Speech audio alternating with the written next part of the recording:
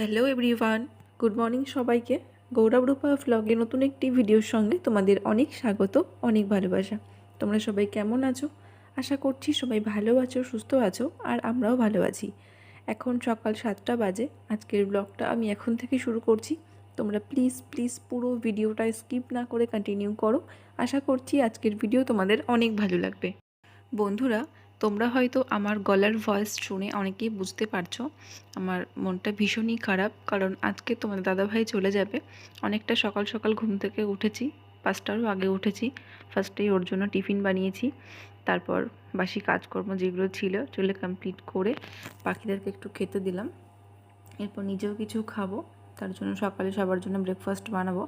আজকে আর ভাত করব না, সকালে হালকা কিছু করব টিফিন, কারণ ও সকাল সকালই চলে যাবে। তারপর দেখা যাক দুপুরে রান্নাবান্না কী হয়। কাল রাতে কিছু বাদাম ভিজিয়ে রেখেছিলাম, সেটা এখন খাবো। তারপর রান্নাবান্নার গোছগাছ করতে হবে।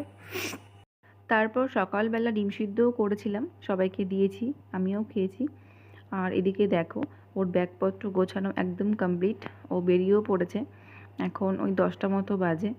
ভীষণ খারাপ লাগছে এই কারণেই, আগে তো মাঝে মাঝে বাড়ি আসতো, বেশ কয়েকদিন পর পর দেখা হতো, কিন্তু এবার একটু বাড়ি আসতে দেরি হবে, কারণ সামনে তো পুজো, কালী পুজো, দুর্গা পুজো, তার জন্য এবার ছুটি পাওয়া একটু মুশকিল।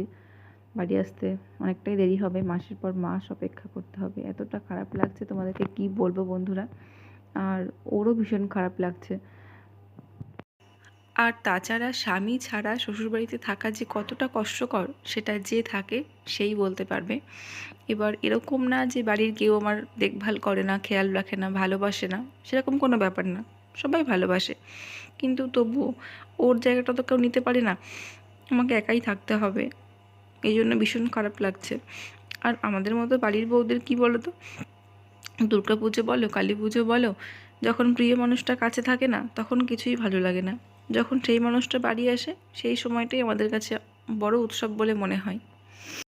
এবার দেখো, একসঙ্গে থাকতে গেলে মনোমালিন্য, ঝগড়া, অশান্তি, খুনসুটি প্রত্যেকটা স্বামী স্ত্রীর মধ্যেই হয়, আবার ঠিক করে নিতে হয়।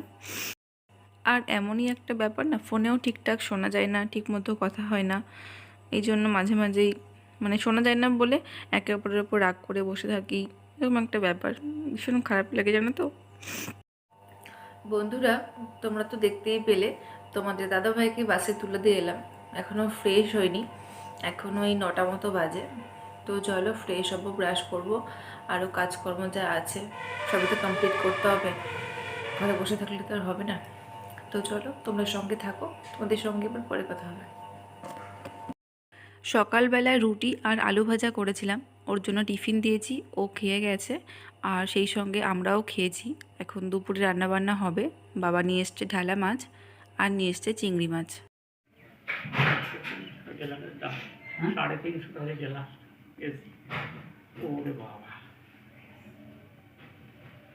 ঢালা মাছ 350 টাকা, আর চিংড়ি 300 না? না, 30 টাকা। তারপর আমি এখানে মাছগুলো বাছতে বসে গেছি। চিংড়ি মাছটা বেছে নিচ্ছি, আর ঢেলা মাছ তো কাটাই আছে। মাছগুলো কেটে ধুয়ে টুয়ে নিয়ে রান্নাবান্না শুরু করব। আস্তে আস্তে নিজেকে সামলানোর চেষ্টা করছি। প্রথম প্রথম কয়েকটা দিন খারাপ লাগবে, তারপর আস্তে আস্তে ঠিক হয়ে যাবে। তো চলো রান্নাবান্না শুরু করি, তোমরা সঙ্গে থাকো, তোমাদের সঙ্গে আবার পরে কথা হবে। তারপর দেখো, এদিকে আমার রান্নাবান্না হয়ে গেছে। এখানে রয়েছে চিংড়ি মাছ দিয়ে কচুলতির তরকারি, আর এদিকে রয়েছে মুখী কচু দিয়ে ঢালা মাছের ঝোল। তো এই হলো আজকে রান্নাবান্না। আজকে বেশি কিছু রান্না করিনি, আর যেহেতু মন মেজাজ কিছুই ভালো না, আজকে সারাদিন ভিডিও কিছুই শ্যুট করা হয়নি। রাত্রেবেলা বৃষ্টি হচ্ছিল, তো সবার জন্য বানিয়েছি গরম গরম খিচুড়ি আর ডিম ভাজা। তো চলো খাওয়া দাওয়াটা করে নিই। আজকের ভিডিওটা এখানেই শেষ করছি। ভিডিওটা তোমাদের কীরকম লাগলো অবশ্যই কমেন্টে জানিও।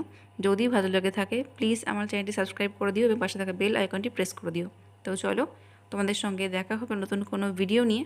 ততক্ষণে তোমরা সবাই ভালো থেকো, সুস্থ থেকো, আর সাবধানে থেকো। Tata, good night.